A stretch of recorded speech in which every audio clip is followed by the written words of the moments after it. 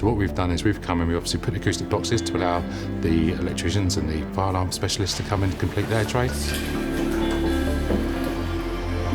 So every element, whether it be a light fitting or whether it be a sprinkler head, has to have an acoustic box which is then sealed around the existing structure. The apparatus then goes through into it, and then from there we then reseal it so you get a complete acoustic environment.